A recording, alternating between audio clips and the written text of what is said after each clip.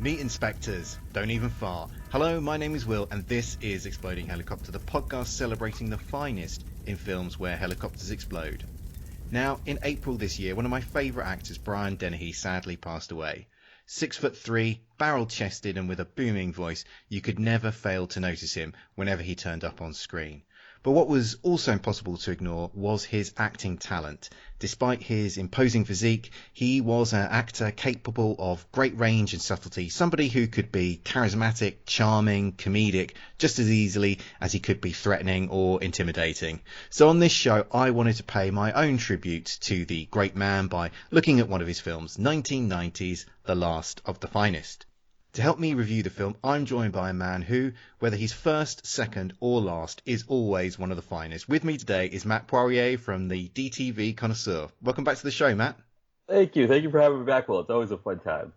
No, thrilled to have you back, especially for this show because, as I mentioned at the top here, Brian Dennehy was an actor that I have much admired over the years, and glad that you could join me because, like me, you're a bit of a big Brian Dennehy fan. So, I wondered if you could sort of tell me what it is about him that you've liked and admired.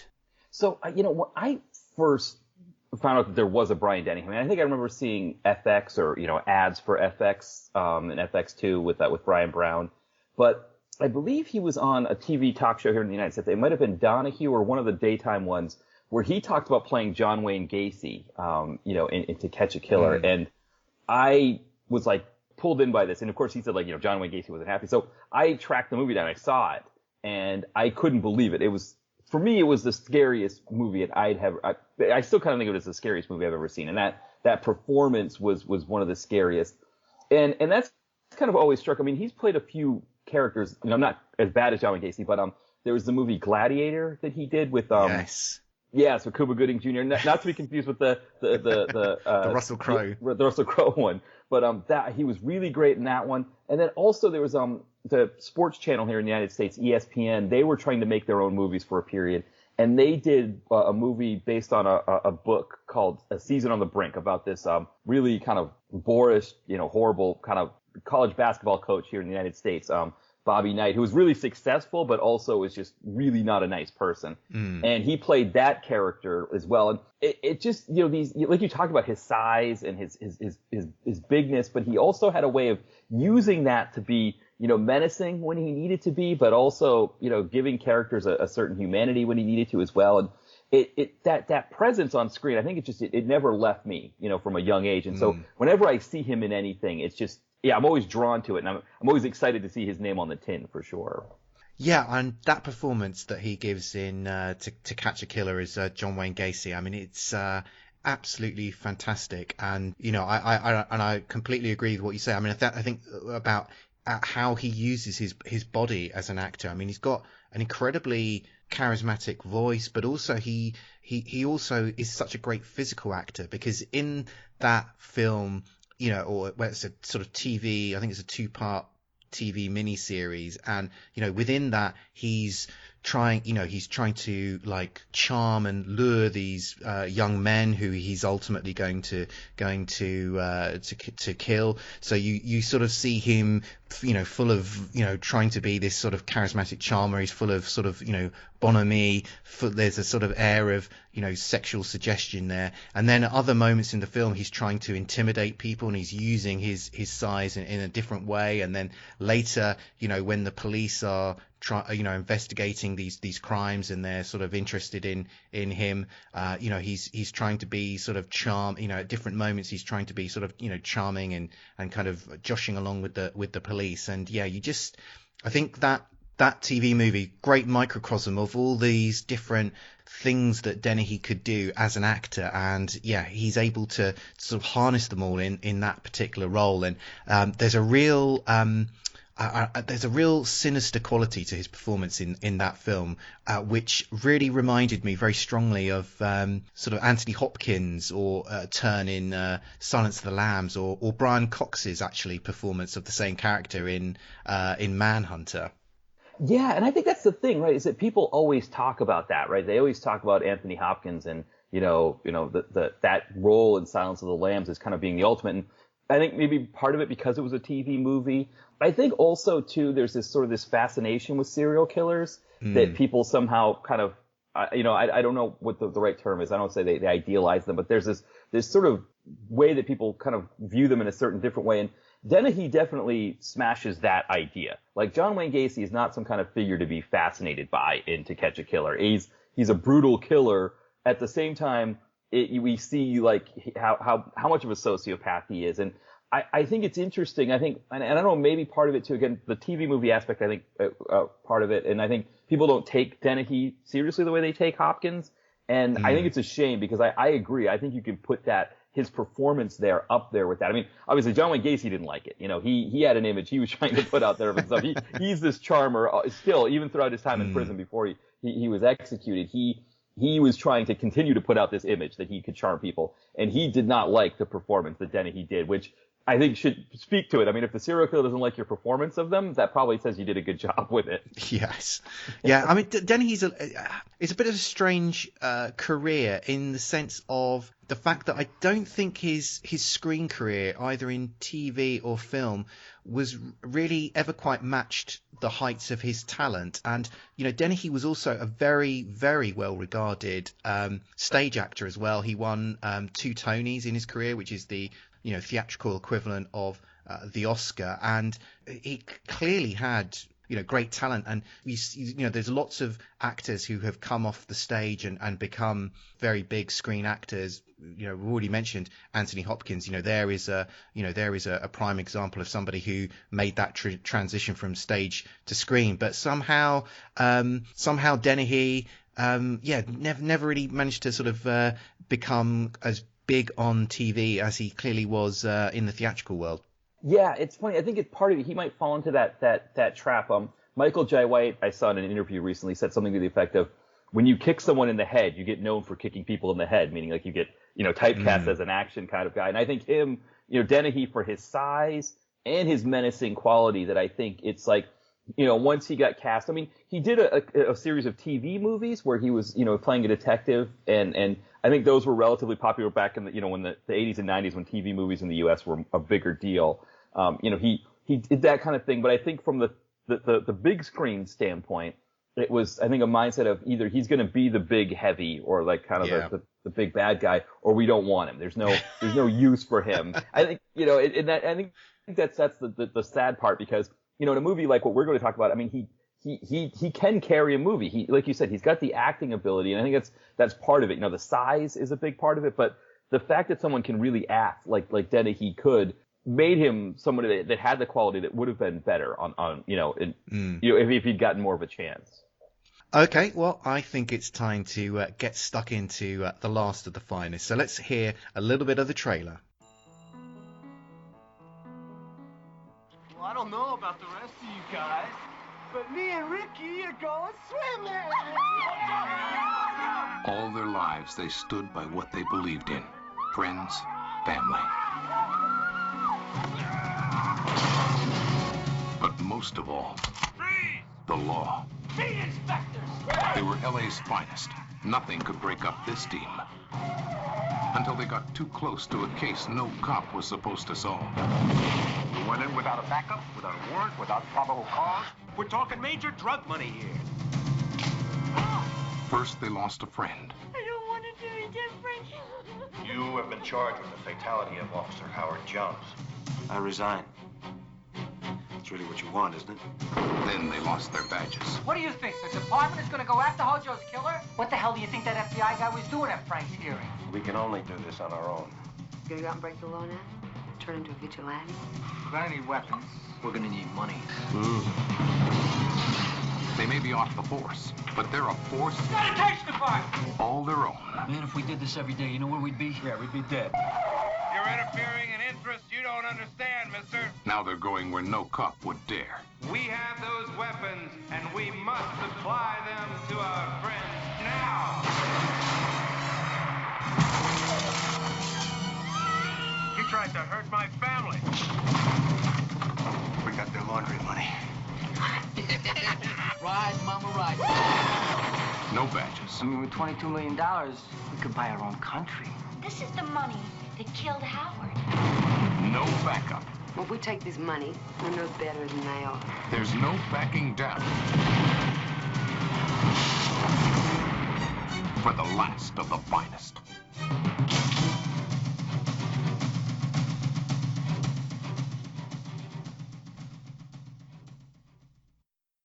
The Last of the Finest came out in 1990. It is sometimes known as Blue Heat, as it was released under that title in Europe and Asia.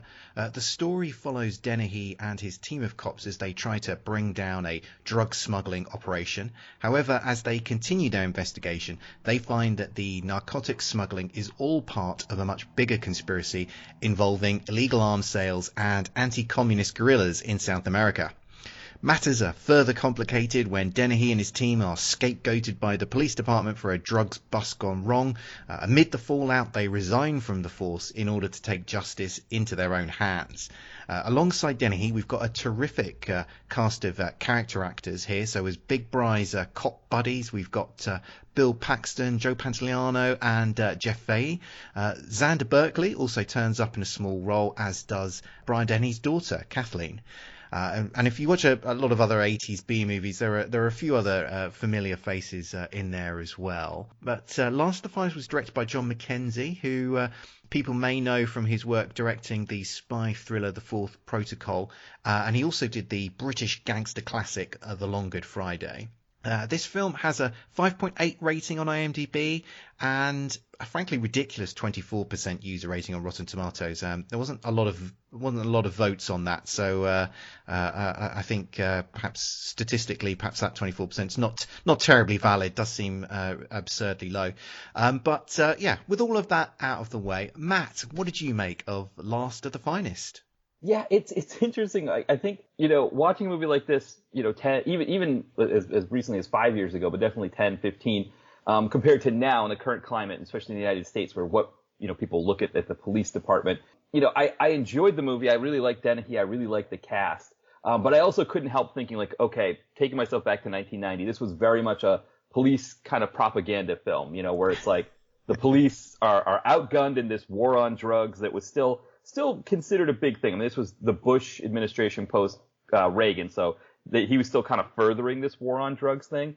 And L.A. was considered the epicenter of the whole crack war. So it's like there are a lot of things in there, like that big like front end loader that Dennehy uses to crash through the building of a crack house to get in there and get information on this cartel. I mean, that was a legitimate tactic that they were using in L.A. at that time. And this idea that the police, these good cops, they could really go in there and clean up crime. But you know what? The justice system is set up to protect the criminals. And these good cops, they just, they've got to go through all this red tape and they just can't do their job. And man, if it was only that we just got rid of this red tape and we didn't make the laws. And so then, of course, what happened was people went into the voting booths and they started voting for things like, a more militarized police force, getting, more acquisition on like actual machines that allowed them to do what the front end loader did in that vehicle. And so at the time I wouldn't have thought anything of it. I would have just been like, man, that's right. These poor cops, it's too bad that Dennehy can't just do his job.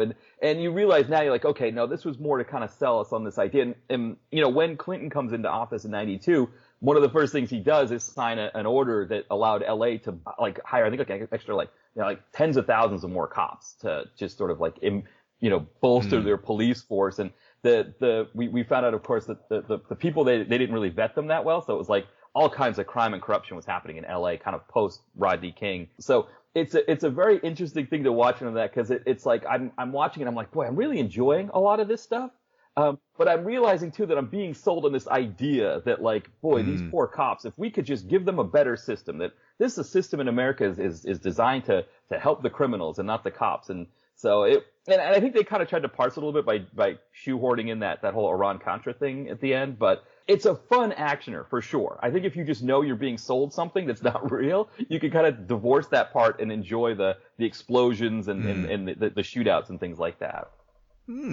Well, thanks for that little setting this film in its historical context. This is the value you add to these shows, Matt. But I mean, for myself, I thought there was a lot of good things here. It's got some great actors, and they do some nice work in various scenes. There's some good action, but there's just something missing. And I was trying to really sort of put my finger on it, and I think maybe it's just that somehow there's just nothing outstanding.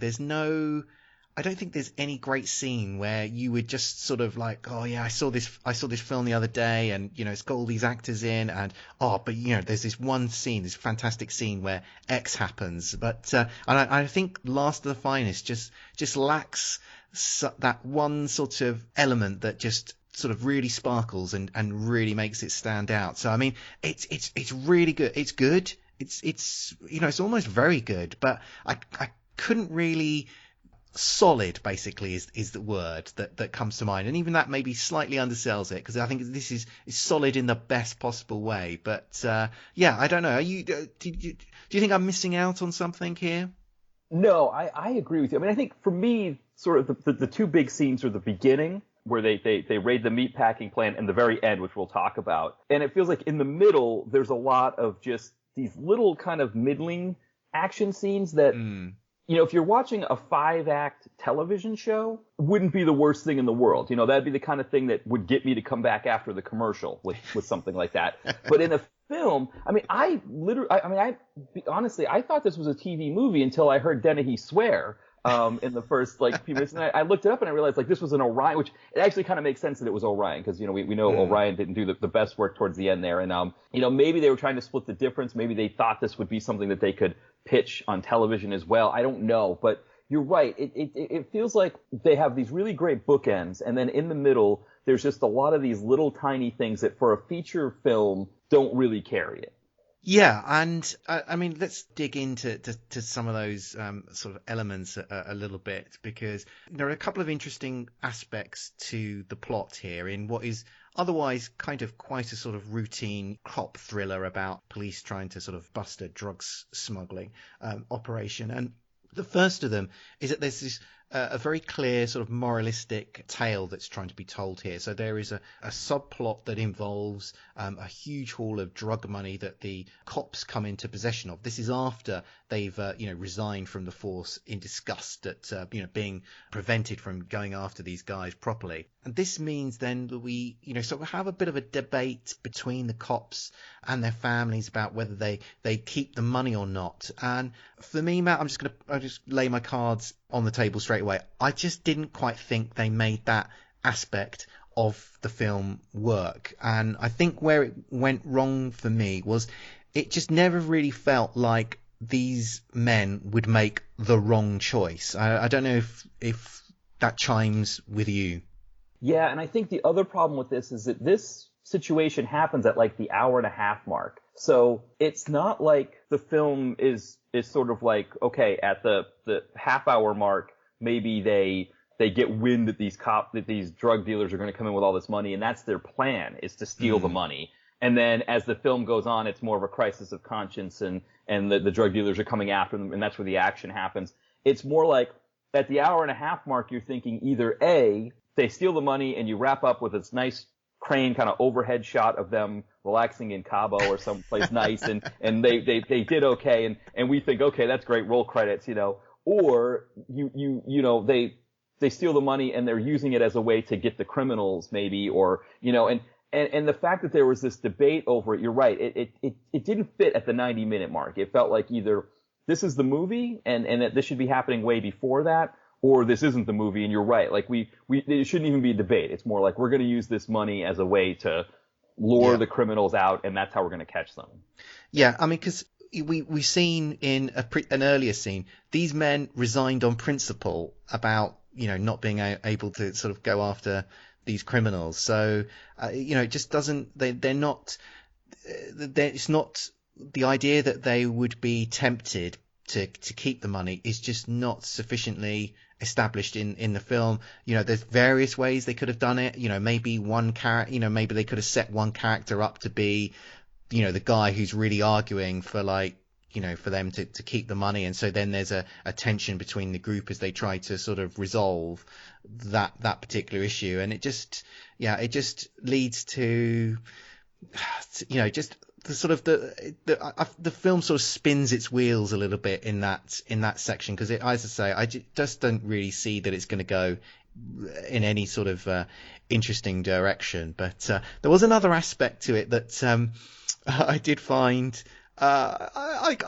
You could, I guess you could go either way on it. You could really hate it, or you could quite like it. I think I quite liked it, which was, I mean, there's some pretty sort of sledgehammer symbolism here with this money, because when they get hold of it, they have to decide where they're going to stash this money, and they end up putting it in this, septic tank. So we get a scene where, Brian Dennehy's up to his waist in, stuff that's been flushed down a toilet, and he's stomping on these bags of money, kind of pushing them down into all this sewage. And, you don't need a doctorate in film studies to sort of pick out the symbolism there. Yes.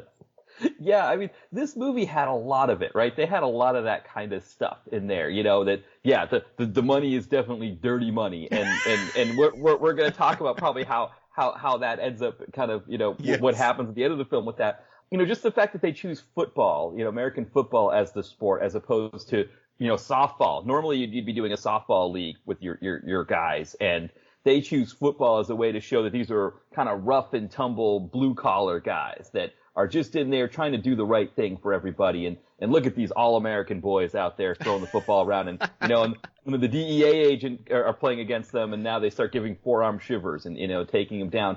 Yeah, there were a lot of these little elements that kind of give you this sense of, like, who these people are and how we're supposed, why we should be rooting for them.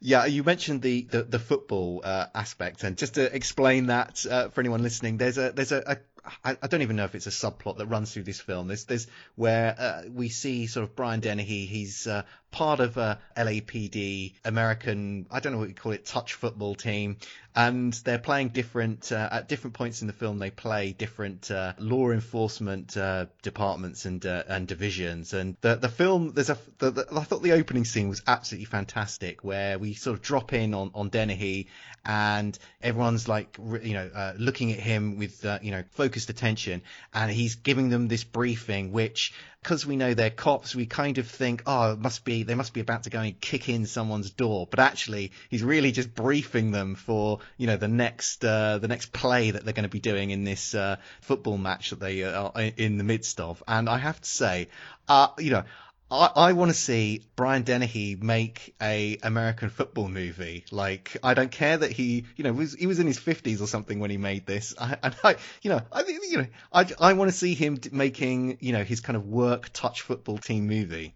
Yes, yeah, for sure. Now, what they were doing was, I don't know if you see this, or I don't know if you have something similar in England with rugby, but it's what we call flag football, where you have little flags attached, kind of like tucked inside your pants or your shorts or whatever. And so instead of tackling somebody, what you do when the person runs by with the football, you rip the flag off of out of their pants, essentially. And that means they've been tackled. That's the idea. So the idea is supposed to be that there's not supposed to be really any kind of physical aspect other than maybe, blocking to keep somebody from getting the quarterback. Yeah, and so, when you see Dennehy in it, you're right. I mean, he's really in his element playing that and doing that in that movie. And yeah, I mean, like I said, the closest thing he came was he played a college basketball coach from the United States here. But I mean, at that point, he was also older. He's playing the coach. He's not actually playing the sport or anything. But yeah, and of course, Gladiator, he did boxing. But yeah, I don't think we ever really got to see. This might be the closest we got to see. I mean, he's done so many movies, so maybe somebody out there will hear and be like, no, he did this in a football movie. But I think this might be the closest we get to see him doing American football. Well, there's another interesting plot angle that I think we should probably sort of get into a little bit here. We've already touched upon it a little bit, which basically the plot here sort of involves the money from these drug sales in the US being used to fund these anti-communist guerrillas in South America. And this has very strong echoes of the Iran-Contra scandal, which happened a few years before this film came out. And if you want to know all the details, I mean, you can go away and look them up, but very briefly, officials in the American government broke the law by illegally selling weapons to Iran in order to raise funds for the Contra guerrillas in Nicaragua. And there was also some other sort of strands of it where by the CIA were accused of complicity in sales of drugs in the US in order to sort of help finance those operations here. And so we see that echoes of that particular scandal. Well, more than echoes. I mean, it's woven into the plot of the film here. I mean, Matt, what did you make of this? Because this, as I say, somebody lived through the times. Yeah, like I could immediately understood the reference, and it was something that cropped up in, it's very sort of popular sort of plot device in a lot of films that sort of came out late 80s, early 90s. Yeah, I mean, it's a fascinating thing because probably, just before this period, it would have been all over the TV with Oliver North, I mean, those hearings were held during the day, all day, on network TV. So, like all around the world, people couldn't watch their soap operas, their daytime talk shows, all of those things because Oliver North was on there. And I think one of the things I think most Americans didn't quite get it was very, I don't know if esoteric's the right word, but there were a lot of moving parts with it. And I think most Americans, they have this mindset when it comes to this kind of thing that the government's going to be shady no matter what. I think that's why they forgive a lot of what Donald Trump does, because they think that every politician does what Donald Trump does, when that's not really true, but that's their mindset. They think that Obama was, pardoning all of his cronies and all that. So that's what they tell themselves. And so these things don't stick to him as much. And I think, with this movie, I think it does play into that part because it's, these government actors that are doing this kind of thing. And that's just a mindset that a lot of, especially, working class Americans have that, I mean, you did a movie called Amerigeddon where you were, yes, they talked about the UN and the mindset is like, well, in America is that the UN wants to take over America, which is the most absurd thing because, just thinking about like the police officers, what police officers do in the United States, like if another country's government, like their military were doing some of those things, the UN would put out a very harsh note about how they shouldn't be doing that. We really condemn that this government did that. They don't necessarily do anything about it, but they would harshly condemn it. They don't really condemn much of what the United States does that's kind of along that line. But so this movie definitely plays into that idea of that it's this idea that the government does shady things, and it's these hardworking, regular Joes like these four guys here that are the ones that stand up for what's right and what's good, and all that stuff. And it's interesting because it didn't really stick to Reagan either. He's still kind of lauded on the right, especially as his hero. It didn't really stick to him either, despite the fact that it was done under his watch. I think that's where the whole deep state thing comes in here in the United States, where people talk about this deep state that does things against Donald Trump. This is kind of along those lines back then, 30 years ago. It's still building that, planting that seed. And so, yeah, it's funny watching it now. I think back in 1990, I would have watched it, probably thought the same thing. Like, yeah, our CIA, they're shady. They're always doing all kinds of shady stuff, and this is just part of it. Whereas now I look at it and say, like, no, there's sort of a message in there, that there's a concept or an idea, and this is trying to sell it, using the Iran-Contra thing to sell it. Well, there are a few other elements of this film which I just really enjoyed, I think, in one way or another, just as somebody who's watched a lot of cop action thrillers here. I really enjoyed the music score for this film because it had that, I guess I think of it as the Lethal Weapon guitar licks all over the soundtrack. Yes, for sure. I mean, this is kind of a hallmark of Orion, right, at this period. I mean, they put out RoboCop, which was a real inspired film, but for the most part, they were kind of just, trying to do their best to do whatever else was out there. And this definitely feels like that, right? This feels like it's trying to be like the cop movie from that time period. And I also really loved when they do steal the money and they're playing Tom Jones as they're escaping. That was a nice touch. I enjoyed that kind of thing. So yeah, I agree with you there. I mean, the music definitely set the mood and it worked in that sense. And we've referred to the fact that this film's got a really stellar cast of great character actors here. Who anyone in particular catch your eye for for doing some particularly good work or maybe disappointing you? I don't know. Well, I mean, Jeff Fahey is one that thinking of PM Entertainment flicks, I liked him. I think one of the hard parts for me, you see him in the PM Entertainment flicks, and you kind of want him to be sort of unleashed, and that wasn't going to happen in this movie, and that was kind of too bad. And I think Joe Pantoliano, it could have been more Joe Pantoliano there. I think that's, when you think of like what he did in like The Sopranos, films like, and the movie Bound there that the Wachowskis did before they could do. The movie they had to do, they had to prove that they could do The Matrix by making that movie. He's very subdued here, isn't he?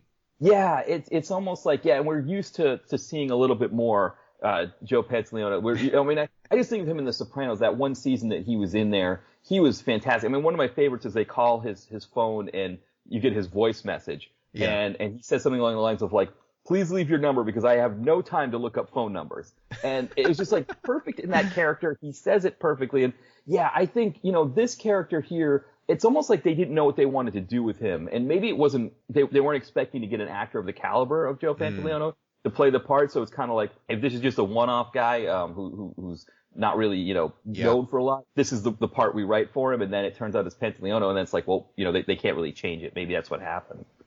And you mentioned Jeff Fahey here. I don't know. Did you notice the sort of mascara that he seemed to be wearing throughout the entirety of this film? He's got a load of mascara on, and there's a couple of scenes where he's wearing this leather jacket, and it sort of starts to look like he's modelling himself on Al Pacino in Cruising. Yeah, they were trying to make him out to be like the young, cool guy in the group, right? The younger, cooler guy, right? He's the one who's not married, doesn't have any kids, right? I think that was just his girlfriend, right? She wasn't his wife. Yeah. When you talk about the leather jackets, he had like kind of light-colored polos underneath with the collars popped. And you're right about the mascara. They were doing a lot to try to make him into something that he didn't necessarily have to be, but I guess they felt like they had to have this like younger person in the group. And he wasn't even younger. I don't know if he's older than, I know he's older than Paxton, I think. And he may even be older than Pantoliano. So he wasn't even like the youngest of the group. He may have been the second oldest, and he was playing this role as like the younger, cooler guy or something like that. And they didn't really know how to do it. Well, we've been talking about actors, and obviously the reason we're doing this show is because of Brian Dennehy. So let's spend a few sort of moments looking at him in this film. And there's a really nice scene that I liked in this film where we see the characters. It's quite early on in the film. We see the characters at some sort of beach party, or it's on a pier that's right next to the beach, and we just get to see these characters hanging out with each other, and we get to see Brian Dennehy doing a bit of dad dancing as well, which I thoroughly enjoyed. yes, it was, and of course, again, classic, blue collar mindset of like, he doesn't like the music, right? I can't dance to this music, right? I need some good old fashioned rock and roll, right? This is Mexican music or something like that, kind of a veiled sort of, I don't want to say racist, but at that time, veiled racially insensitive comment about, what was going on there. And, but again, like, it's sort of like he knows what this character's supposed to do. So like all of these little things that he's doing are meant to endear him more to us. So I agree with you there. It was kind of funny. that whole sequence there, where they're at the party, was, and of course the way they use that to introduce all of the characters. So that's how we know Fahey's the young guy, and Bill Paxton's kind of the goofier guy and all that stuff. Yeah. Okay, we're going to take a quick break, and when we come back, we're going to be looking at the exploding helicopter action. On the Simplistic Reviews podcast, we talk movies. We talk TV. We talk. Hello, Julie, what the heck are you doing? Trying to make our spots sound more exciting by adding explosions. Yeah, I'm pretty sure you could have got the point across with sound effects, not the real thing. Download the show on iTunes or at simplisticreviews.blogspot.com. I'm sure your insurance company will cover that. No, they won't. No, they probably won't. We're back, and now we're looking at the exploding helicopter action. This happens at the film's finale between Dennehy and his buddies and the bad guys. There's a big midnight showdown at a deserted baseball field where when the exchange predictably goes to hell, there's a big gunfight. One of the villains has arrived in a helicopter and seeks to make his getaway in it. However, before it can fly away, the tail rotor is hit by gunfire from the police. The chopper spins around, crashes into the floodlights before falling to the ground and exploding. So, Matt, what did you make of the exploding helicopter action? Yeah, this was one of the highlights of the film for me. I thought this was a really good one. I was throughout the movie I'm watching saying, like, I think PM Entertainment could do this movie better, kind of incrementally. But I think the exploding helicopter, I think if this was a PM flick, they would just use an old exploding helicopter. Or I guess this was a 1991, so this would have been the one that they would have made that all the other movies would have used. But that was the one I really liked it. I thought there were it looked really nice. It was a good one. I didn't think it was going to be as nice as it was the way they were setting it up. I thought it might have just been like a kind of a dud where it just kind of lands on the ground and crashes a little bit. But I thought it was pretty good. Yeah, I would agree with you. I think that you get to see this, it's part of a nice sequence. So we see this helicopter sort of, trying to take off and escape, and it's being hit by gunfire. There is a sort of detail that I've missed out actually in terms of this sequence, because the helicopter's getaway is complicated by the fact that as it tries to lift off, it's now been covered in excrement from the septic tank where Dennehy's hidden the money, because he has booby-trapped it with some explosives, and so it's killed these bad guys who are trying to recover the money, and it's also then sent all this sewage is now all splattered over the windscreen of the helicopter, so the pilot can't see what he's doing, and that plays into the fact that their liftoff is pretty ineffective, and that the helicopter then crashes into these floodlights. But once it hits the ground, I mean, we get to see what looks like they've kind of got some old fuselage of a helicopter, and that they've stuck some pyrotechnics into it. So it's a pretty sort of decent looking crash down and explosion, and we get to see there's some nice lingering shots of the wreckage, which are sort of shot in slow-mo, so we can enjoy the flames devouring the carcass of this now downed chopper. Yeah, and I was going to ask, is that a first, that a helicopter covered in sewage? Like, had that ever happened, or that you'd seen before? I have never seen that before, so that is a unique detail which I really enjoyed. So I think we're playing safe here by calling it sewage. I think listeners should draw their own conclusions as to what's really coated all over the front of that helicopter. But I definitely the first time that substance has been used to help blow up a helicopter. And I one thing I did love, I mean, because it was funny, because we always have that, or a lot of times we have this idea of, like, the pilot is the one who's like, no, we shouldn't be flying right now, but the baddie's like, no, we got to get out of here. You got to lift this thing off the ground or whatever. And just the fact that it was, I can't see out of the windscreen, I can't see where I'm going. That's why we shouldn't be flying right now. I don't think I've ever heard that either. I don't think I can remember a time where it was like, usually it's like, oh, I can't lift up because we can't take off because this thing is holding us down, or, we can't take off because of whatever the reason. The fact that it was, we can't take off because I can't see because sewage covered our the windshield, like that was a great one too. A great take on that helicopter pilot saying we can't take off. Okay, I think that just about wraps things up for this show. Matt, thank you so much for coming back on. It was an absolute blast. Do you want to take a moment to tell people about where they can find you and find the DTV Connoisseur? Yeah, so everything is based off the website, which is dtvconnoisseur.blogspot.com. I've recently upgraded a little bit. I did put a new background, but then also I've recently reset it so that the text itself is on a black background. So you can see our new kind of vaporwave background, and then you can read the text there. But that's where the links are to everything. All the social media, my new novel that's out, Chad in Accounting, you can get the link to that there as well. And then our thread list that we just started. If you want to get any direct-to-video connoisseur merch, that's also on the website. So everything is dtvconnoisseur.blogspot.com. Yeah, go and check it out. You're bound to find some great stuff. I know I have over the years. As always, if you could rate, review, or retweet Exploding Helicopter, we'd be very grateful. Don't forget to check out the Exploding Helicopter website. We'll be back soon, but until then, keep watching the skies for those exploding helicopters.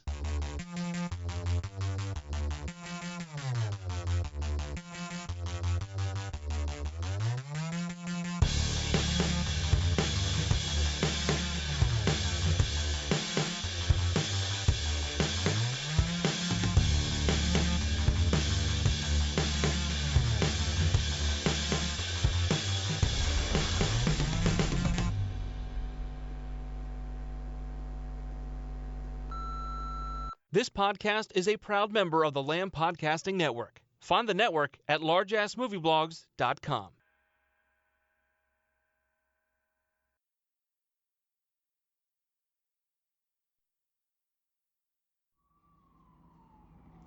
All right, fellas, now listen up. This is it. Now, Wayne, I want you to look for a side door before you go in. We may just get lucky.